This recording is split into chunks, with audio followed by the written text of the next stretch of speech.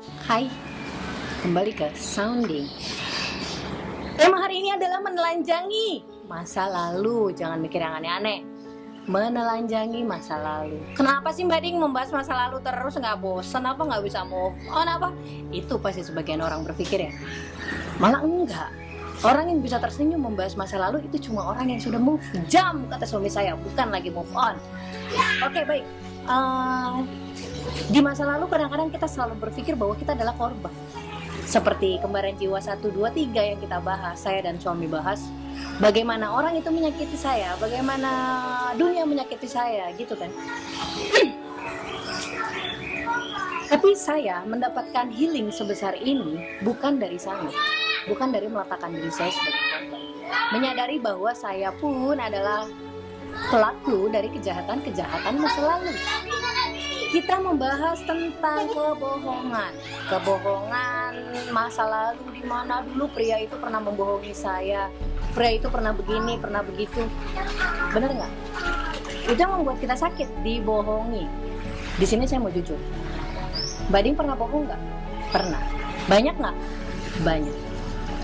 Kita membahas tentang perselingkuhan, di mana saya merasa saya diselingkuhi, saya digini, saya digitu ya. Sekarang saya mau jujur, Mbak Ding apa Mbak Ding pernah selingkuh? Pernah. Jadi saya duduk di sini di depan kalian bukan tanpa alasan. Saya duduk di sini karena saya sudah merasakan sekali segala sesuatu yang saya lakukan dulu membawa imbas, membawa karma ke dalam hidup saya. Membawa karma baik untuk setiap hal baik yang saya lakukan, membawa karma buruk di setiap hal buruk yang pernah saya lakukan. Nah,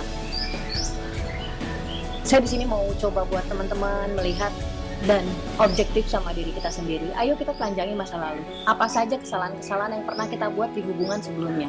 Karena selama kamu berpikir kamu adalah korban, kamu akan mengulang proses ini puluhan kali lagi. Bahkan mungkin tidak akan pernah selesai sampai kamu pergi. Ayo belajar objektif. Telanjangi diri, tulis apa saja kejahatan yang pernah kamu lakukan. Nggak apa-apa, pernah jahat jauh lebih bagus daripada pernah baik. Itu sangat buruk ya menurut saya ya.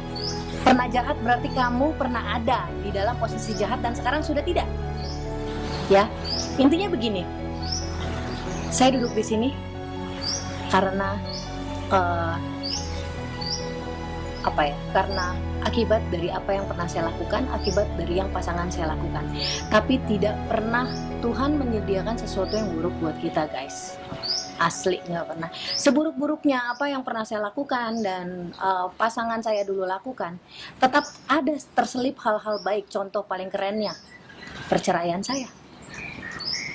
Seburuk apapun hubungan kami, saya dikasih hal baik. Saya punya 3 anak luar biasa. Itu. Kemudian setelah bercerai, saya mempunyai pasangan yang menurut saya itu lebih ke hubungan karma saya ya, karena apapun kejahatan saya sebelumnya dibalas mati-matian di situ. Saya orang yang suka flirting pada masanya, dibalas sama orang yang hobinya flirting.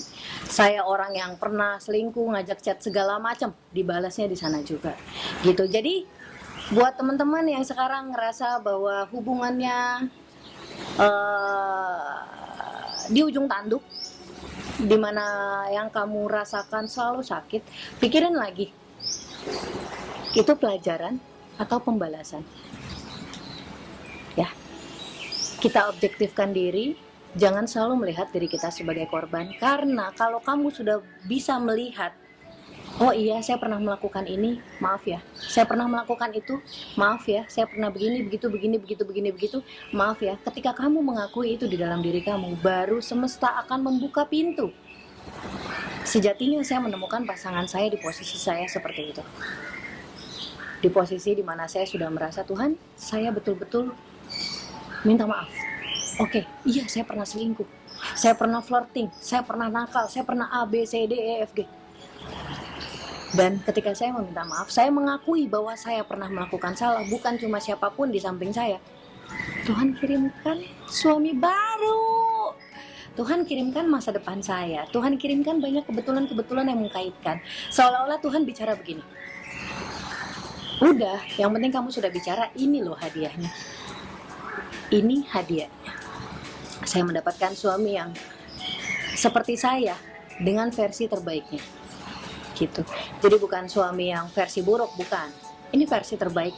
Saya mungkin pernah melakukan A, dia pernah melakukan A. Saya mungkin pernah melakukan kebaikan B, dia adalah sosok yang melakukan kebaikan B. Ya, jadi hal baik cuma akan hadir untuk orang-orang yang jujur, bukan cuma sama dunia, tapi sama diri sendiri. Akuin aja kalau pernah salah, telanjangin aja masa lalu kamu. Nggak ada yang salah pernah menjadi buruk. Dengan pernah menjadi buruk, berarti kamu menuju baik. Alright, terima kasih sudah duduk manis.